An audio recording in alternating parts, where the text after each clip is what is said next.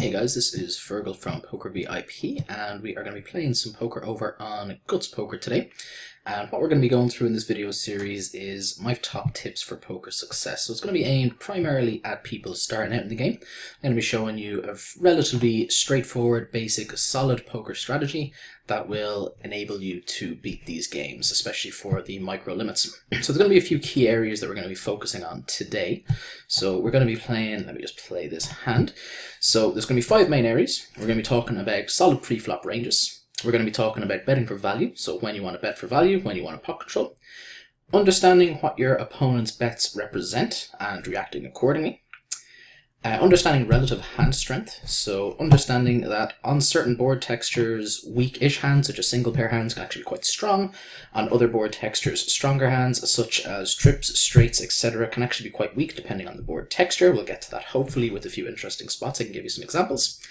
And then, of course, the fundamental premise of pretty much any poker game, the positional aspect of it. So how to utilize position, what kind of considerations you should be going into, and how to use a position to, boost your win rate essentially, and how to outplay your opponents by using the power of position. And of course, by position, I mean acting after your opponent's post-flop essentially. So we're going to jump straight into it. So a couple of key points that we are just about our play today. We're going to be playing, as I said already, on GUTS Poker.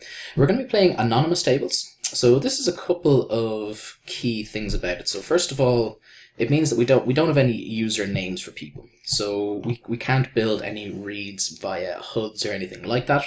Now, the same players will be at the table the whole time. So if we notice somebody doing something a little bit dumb, we can start adjusting our play against them. But in general, I'm going to be showing you how to play what's called in a vacuum. So against an overall standard pool without any reads for the most part, how to go about playing a winning strategy essentially. So as I said, we're going to jump straight into it. We're going to be playing 3 tables throughout. If one of these happens to break, we'll just find a new one. And as I said, it's a live play video, so we're just going to talk through each and every spot as they arise, referencing back to the points that I made earlier. So without further ado, let's jump straight back into it. Unfortunately, obviously, we started off strong with the AC and the AC, but we didn't get any action. The button opened up, which is, he's going to be opening a fairly wide range there. We have a very standard 3-bet on our hands, and unfortunately, he went ahead and he folded, but hey, we still pick up the pot uncontested, which is far from a disaster. We get dealt an ace and an 8 in the big blind. Now, this player has raised from under the gun. So if we're going to make the assumption that he is in any way positionally aware, obviously his range is going to be at the strongest when he is under the gun. Ace-8 is going to perform pretty poorly against the standard player's opening raise from that position. So we're just going to be going ahead and letting this go. If a ton of people call, we can consider flatting, but in general, we're just going to be going ahead and folding. Same kind of principle here with the ace and the 7. It's offsuit. I mean, again, this is against a later position raise, so it's not going to be anywhere close to as far behind his range, but we're out of position against him. And it's not a hand that I want to use as a 3-bet bluff, and if we flat call, it just puts us in a lot of really awkward spots post-flop where we have more reverse implied odds than we do implied odds, and by that I mean if we do flop an ace, we're more likely to be putting more money in when we're behind than when we're ahead, basically, because he's not likely to commit any sort of substantial amount of chips if he can't beat an ace, basically, with a middling kicker. The king-9 isn't going to be dominated as much, and it was only a min raise from the button, so we decided to go ahead and flat call. This is a hand I'd be more inclined to use potentially as a 3-bet bluff, but I think flat calling a min raise is fine. Once we're not folding a hand this strong, I'm happy enough, versus a min raise from the button I'm talking about. We decided to check our second pair here because betting doesn't seem too attractive to me. Obviously a pretty bad river card for us. I think we're just going to go ahead for the check and the fold. Hopefully it just checks back. We let him get there on the river. Maybe we could have led that turn, but I mean, I don't mind how he played.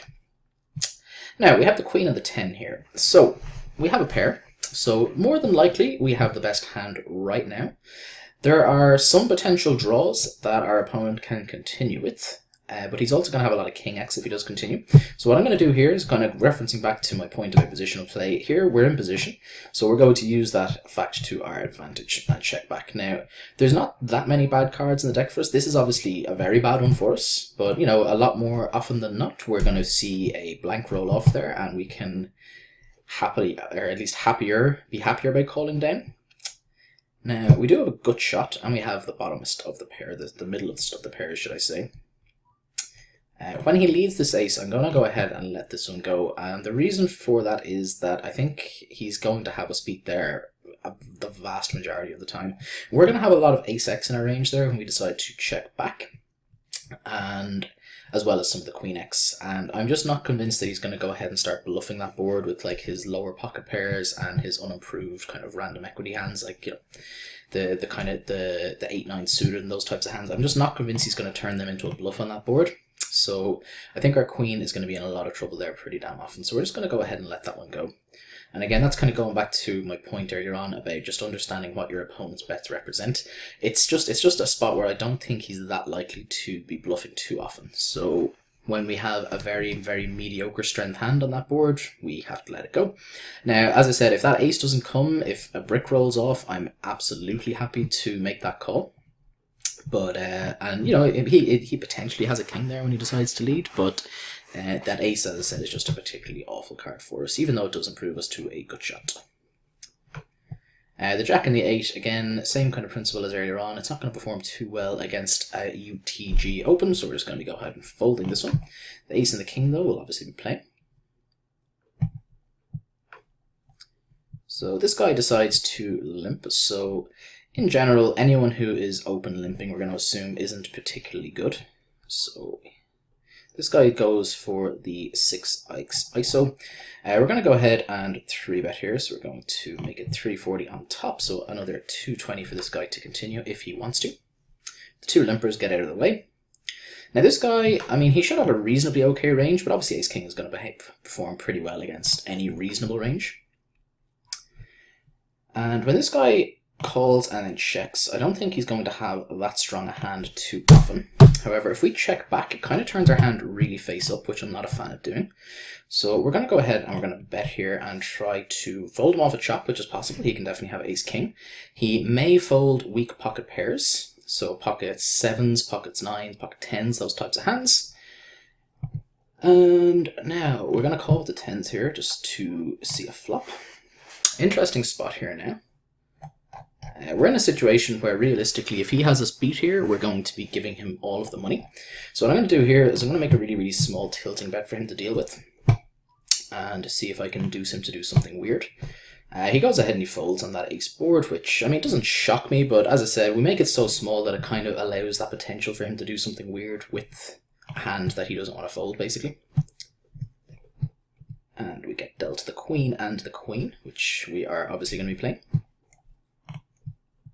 And the queen jack here, we are going to be bringing it in for a raise if he limps, and when he opens himself, this is a spot where we're closing the action and we have absolute position, so we're happy to call here and use our positional advantage. So we do flop top pair, which we like. We're happy to call down here. We got 3-bet with the queens. We are going to be re-raising.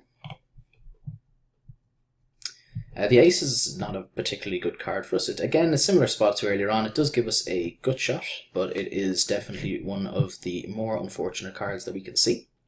However, this guy won't have that much ace-x, so if he does bet again, I will be tempted to call. We're happy to check back here, though, and see a river. This guy decides to lead on the king-high board, which is perplexing. We're just gonna be betting for value here. We have the best hand an overwhelmingly large majority of the time here, so we're just going to bet accordingly and try to get paid. We're gonna call and see one street here. If he bets the turn again, I think we're just gonna let this one go. I don't imagine he's doing this with worse than a king that often. He does go ahead and bets again, which is upsetting for me, but hey, these things happen. The king would have rolled off on the river there, which obviously reduces the likelihood that he had a king, which is a little bit upsetting. But as I said, I mean, that line, when we've shown so much strength, it just doesn't seem like he's going to be bluffing there that often. And that's kind of going back to what I was talking about earlier on again, just understanding what your opponent's bet represents. So normally I don't give too much credence to donk bets, and by a donk bet I mean where we're the pre-flop aggressor and they're out of position against us and they decide to lead into us. The very standard play would be to check to the razor. But in a 4-bet pot, when someone donks out for half pot, It's a very unusual line. I mean, it doesn't really make any sense with any of his range. And here, blind versus blind, we have a pretty standard open. We have 2 overcards and we have an open ender. We are going to go ahead and bet. If he folds, we win the pot with king high, which is fine. If he calls, we're going to have a lot of equity. We have the backdoor second nut flush draw, which is definitely not insignificant. There are a lot more cards that we can barrel turns on with that backdoor equity. But he just goes ahead and gets out of the way, which is fine by me. The 10 and the 4, obviously going to be a fairly trivial fold. Reasonable. I didn't see the action there on that table, but aces into ace X on a flopped flush draw. Looks, I presume that was a reasonable size pot. Pocket trays, we're going to bring it in for an open. I mean, it's not going to be an amazingly profitable open or anything close to it, but it's definitely going to be a profitable one against a weaker opposition, which I feel most people at these tables I will have a fairly substantial edge on. And we're just going to go ahead and flop a set anyway. So here we're just going to be betting for value. Unfortunately, he does not continue. And the king 6 blind versus blind, again, fairly trivial open. The ace and the king, we are going to be 3-betting versus a single opening raise. And if there's any further action than that, we'll make a decision based off of bet sizes as well as positions. Unfortunately, we just get the walk, which isn't what we want when we have ace-king in the big blind, but hey, it's better than nothing. 6 deuce on the button, obviously a trivial fold. King 10 here, we have some potential to play. When it's folded to us, we're absolutely opening blind versus blind. Any 2 Broadway cards, of course, has to be an open in this situation.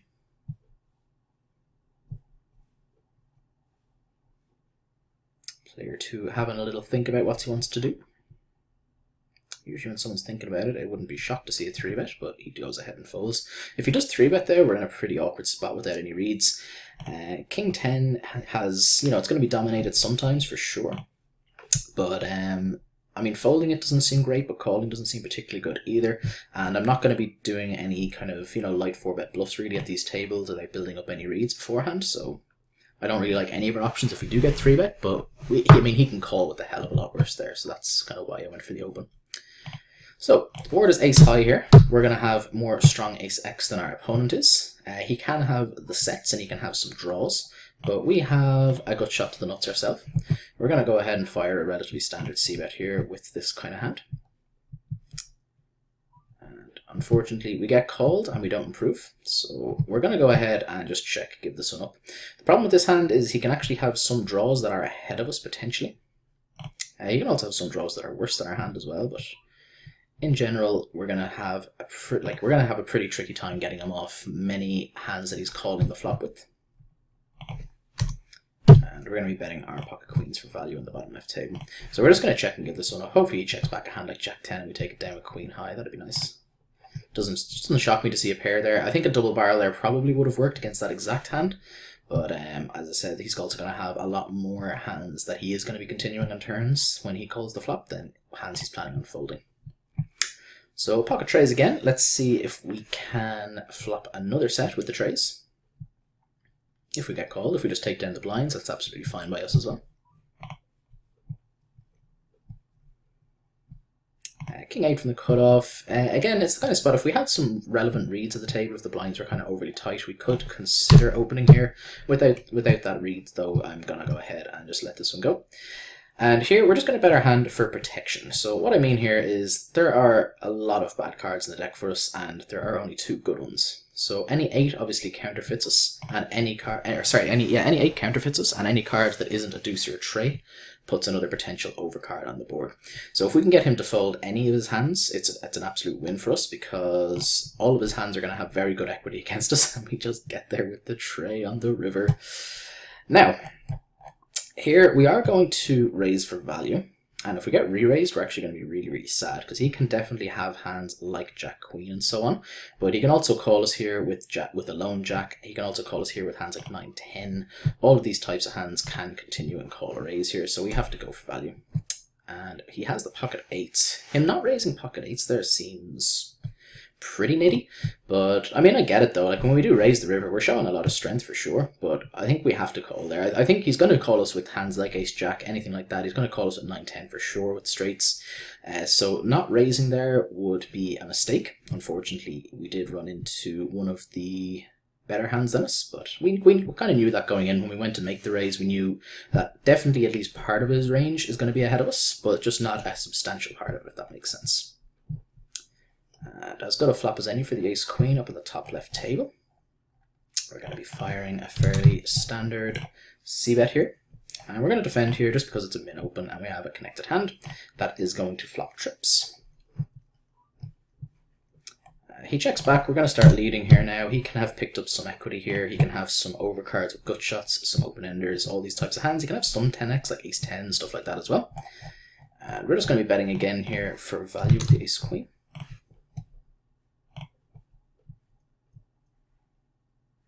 Jack isn't my favorite card, but it's not the worst either. Queen 10 gets there against us as well, which is concerning. We're going to opt for a bet fold here. If we check here, it just puts us in a really awkward spot. And like if we check and he bets, we kind of have to fold, and occasionally we'll get bluffed, but not that often. And when if he has like a two-pair hand, I think he'll bet a two-pair hand for value here, despite there being 4 to a straight on the board. If he has trips, he definitely will. And by betting ourselves, we don't allow him to bet large for value. And he goes for the raise, so just let this one go. I mean, as I said, I don't really like any of our options there. It's just such a bad run out for our hand. But as I said, I don't like check folding. I don't like check calling. And block leading just seems like a pretty viable strategy there to me. But as I said, it's just one of those boards where it's a really, really unfortunate run out, and none of our options are particularly attractive. But I think flop and turn are mandatory c-bets.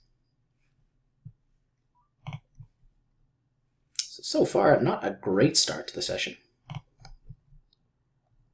But I mean, I feel that we have gotten relatively unlucky. Obviously, having a full house into a better full house is never fun. And I'd be relatively confident that he rivered a straight there with a hand like Queen 10 when he does go to raise. I mean, he doesn't raise there with anything worse than a straight, I'm almost positive, so. We're going to check back here, use the power of the position, and my word, these runouts are getting particularly brutal. The flush gets there, any ace-x gets there, although albeit he doesn't have that much ace-x, but this is one of the worst runouts possible for our hand, if not the worst, really. So we're going to go ahead and make the reluctant fold again. Never fun recording a video in a session where you're just getting beat up constantly, but hey, these are things that are going to happen. And that is actually a point that I would be able to include in the top tip for poker success, is having the right mindset towards these hands. You'll notice that, I mean, as I said, I don't disagree with any of the plays that I've made. I'm not kind of looking back saying, oh, I should have done this, I should have done that, just because I've seen what's happened. I'm thinking through my plays logically. I'm making my decision with reason every single time. And I'm not letting the results bother me. So having the right mental game is hugely important. If you're the kind of player who is going to go off on tilt after seeing a bad beat, or getting kind of frustrated at these kinds of runouts, that is definitely something in your game that you're going to need to resolve, because that will absolutely kill your win rate. Now, we have the king and the queen. We are definitely going to be opening a hand this strong from the button. Goes without saying.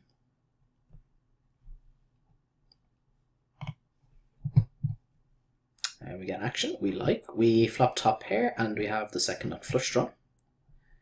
Perfectly reasonable hand.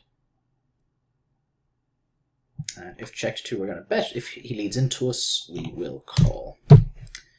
So we're going to fire here, and we're going to bet a lot of turns as well. The Queen of Hearts was definitely going to be one we were going to barrel. But unfortunately, he goes ahead and he folds. Deuce 8 under the gun, obviously nothing we can do there. And the 7 deuce from mid position. Similarly, not much that we're going to be able to do with that. You could open it if you really want to do, but I'm going to go out on a limb and say that it will not turn a profit long term.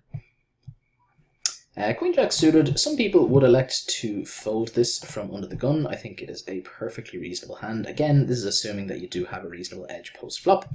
If you're just starting out, it might be one of those hands that you want to exclude from your under the gun opening range, but as you get more and more comfortable with your post-flop spots, definitely a hand you should be including. Same kind of situation goes for the ace-8 suited. So under the gun +1 calls. Now that is a little bit concerning. He's going to have a relatively strong range when he calls here. And he is going to have a decent number of middling pocket pairs and those types of hands. I don't expect him to be folding too much on this board with much of his calling range here from these positions. So we're going to go ahead and not c-bet this board. We do have some overs, we do have some backdoors. I just don't think a bet is going to get through enough here though, and we're out of position. So, I mean, if we're going to expect to win this pot, we're likely going to have to fire multiple barrels against this guy. So, and obviously on the tray there's just, it would have been a disastrous card for us. The only way we're going to get him to fold a hand like pocket nines or anything like that is if, you know, scare cards roll off. So if we do decide to c-bet and an ace or king rolls off, it's a great card for us to double barrel on, but there's not that many good ones to double barrel on for us, and there's a lot of bad ones. So in general there, that's not a board I'm going to be attacking too frequently. The 10-5, not going to be good enough here, despite the attractive price that we're getting. I think that's a mistake that a lot of people make out when they're starting out. Sorry, excuse me. They see that it's a multi-way pot, and they're in the big blinds, they're getting a discount, and they see, well, I'm getting a very good price, I should call. Whereas a hand like the 10 and the 5, it's going to behave so horrifically badly that post-flop, it's just not going to flop that well that often. So it's going to play really, really poorly.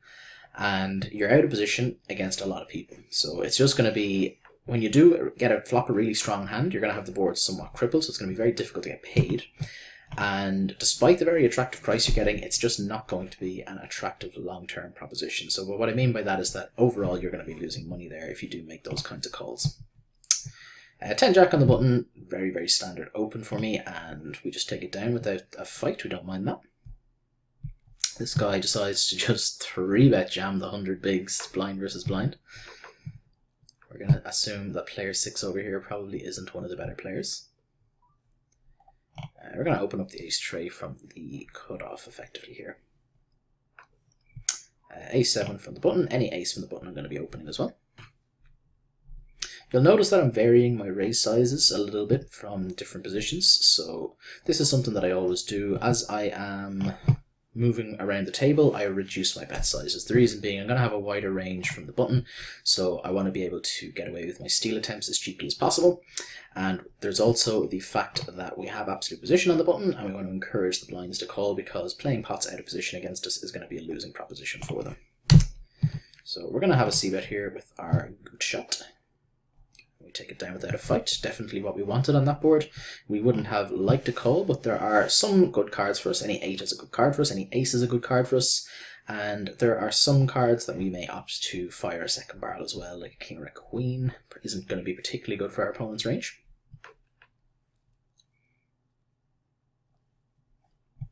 Jack tray, obviously a standard fold. 5 deuce, same, and the 6 and the queen. Not much we're going to be able to do there.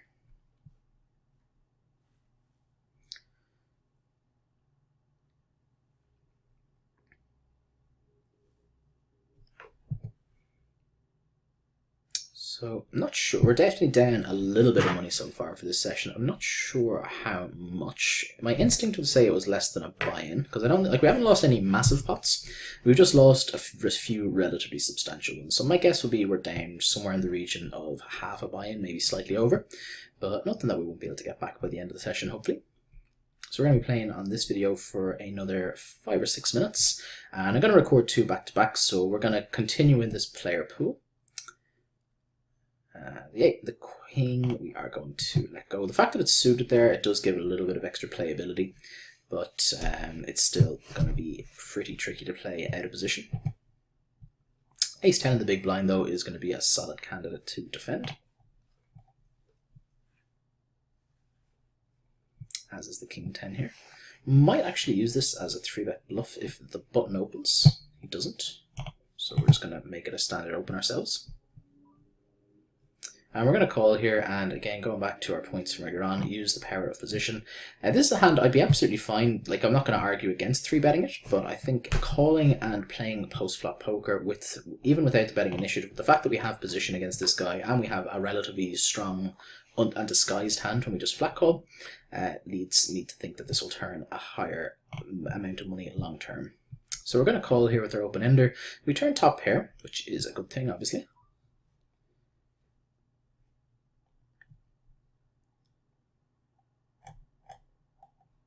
And we're just going to bet small here, see if we can get paid by a hand like 10x. So a hand like we beat all of the 10x, obviously. He can have 9-10, Jack-10, Queen-10. He can also have hands like Queen-King, those types of hands that may elect to check call.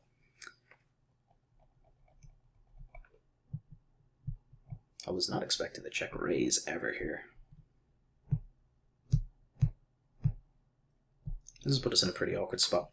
I just didn't expect him to ever really be doing taking this line, just because this isn't a card I'm going to bet that often ourselves. We're going to go ahead and fold. I feel a little bit bad about that fold, but especially when we saw that the king would have rolled off and given us the nuts. But even with the open ender, we're not getting a particularly good price. It's definitely a concern that he has a hand like King-10, which is just, has a strong dead to the chop, which is not impossible.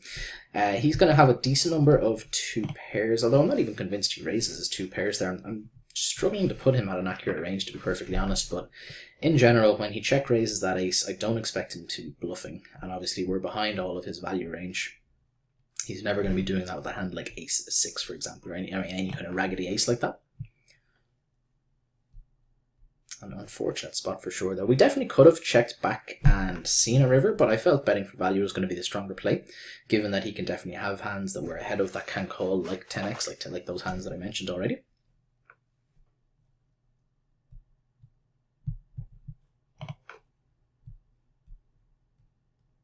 If he had flopped the king, like if he just had flopped the nut straight, I quite like his line.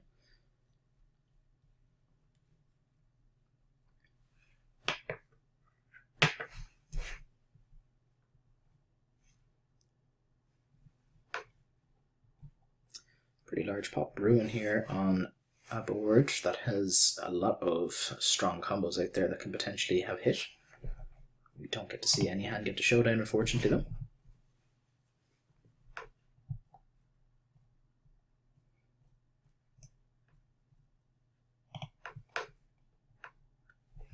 It's actually I accidentally sat out of one of my tables. I obviously missed a hand. Hopefully it wasn't a good one.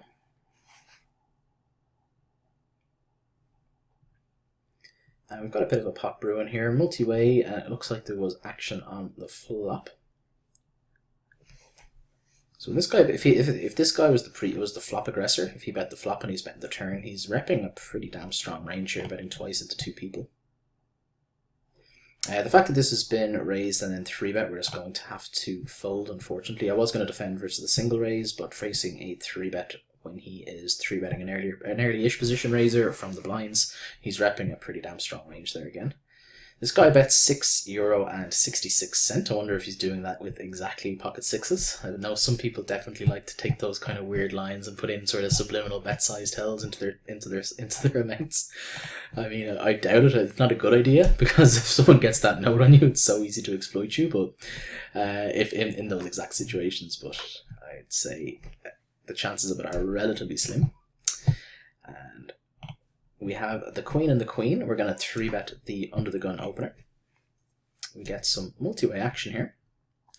So, not too afraid of pocket trays. Pocket 8s and pocket jacks are definitely concerned, but we are going to have the best hand here pretty frequently. We are going to bet for value accordingly.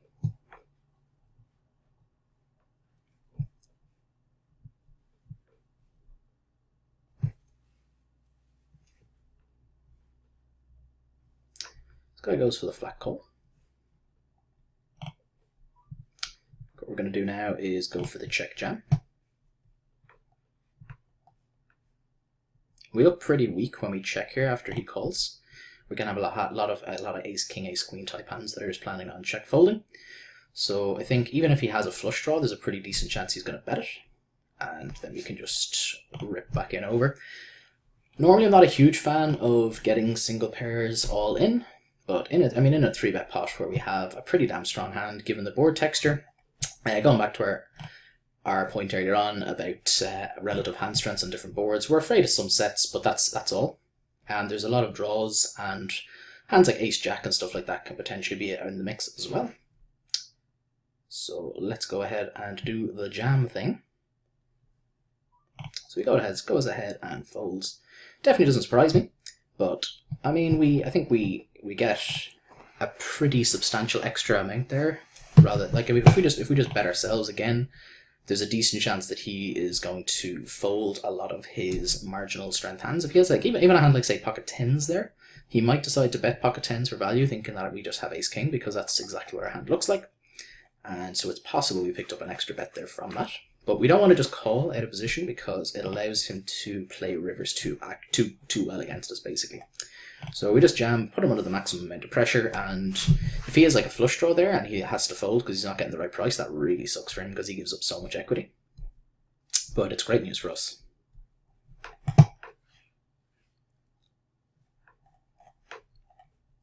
So still probably down for the session so far, but certainly not by anywhere close to as much as we were after picking up a little over half a stack there in that hand, which we like.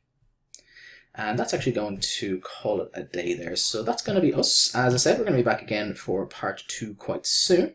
So if you enjoyed this, make sure you come back for more. Thanks very much, guys. I'll chat to you soon.